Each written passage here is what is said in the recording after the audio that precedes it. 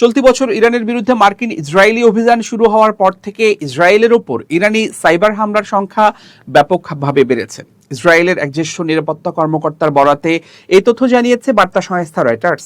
ইসরায়েলের national cyber director general Yossi Karadi German সংবাদপত্র ড্রাই ওয়েল্টকে জানিয়েছেন, 2025 সালের জুন মাসে ইরানের বিরুদ্ধে ইসরায়েলি সামরিক অভিযানের সময় দেশটির কর্তৃপক্ষ প্রায় 1600টি বৈরী সাইবার আক্রমণ বা ঘটনা নথিভুক্ত করেছিল।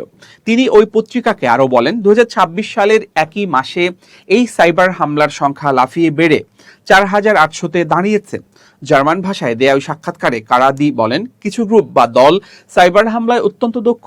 আমরা তাদের মোকাবিলা করতে পারি, তবে আমাদের বিষয়টিকে গুরুত্ব সহকারে নিতে হবে।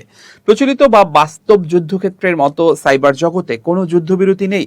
কারাদি বলেন, এই সাইবার হামলাগুলো ইসরায়েলের গুরুত্বপূর্ণ অবকাঠামো, কেন্দ্রীয় সংস্থা, ছোট ও মাঝারি আকারের কোম্পানি এবং জনগণের ব্যবহৃত সিস্টেমগুলোকে লক্ষ্য করে চালানো হয়েছে। ছোট প্রতিষ্ঠানগুলোর মধ্যে আইন বিষয়ক এবং অ্যাকাউন্টিং বা হিসাব রক্ষণ ফার্মগুলো আক্রান্ত হয়েছে বলে তিনি উল্লেখ করেন। তিনি বলেন, এখন পর্যন্ত এবং আশা করি পরিস্থিতি এমনই থাকবে। আমরা গুরুত্বপূর্ণ অবকাঠামো খাতের ওপর চালানো সাইবার হামলাগুলো প্রতিহত করতে সক্ষম হয়েছে। কোনো প্রতিষ্ঠানের নাম উল্লেখ না করে তিনি বলেন, যেসব কোম্পানির সিস্টেমে সহজে প্রবেশ করা বা হ্যাক করা সম্ভব ছিল, শেষ পর্যন্ত তাদের কম্পিউটার সিস্টেমের ডেটা বা তথ্য পুরোপুরি মুছে দেওয়া হয়েছে। ইরান সাধারণত অন্য দেশের বিরুদ্ধে হ্যাকিং অভিযান বা সাইবার হামলা চালানোর বিষয়টি অস্বীকার করে থাকে। একই সাথে তারা নিজেদের উপর সাইবার হামলা চালানো হচ্ছে বলেও রিপোর্ট করে।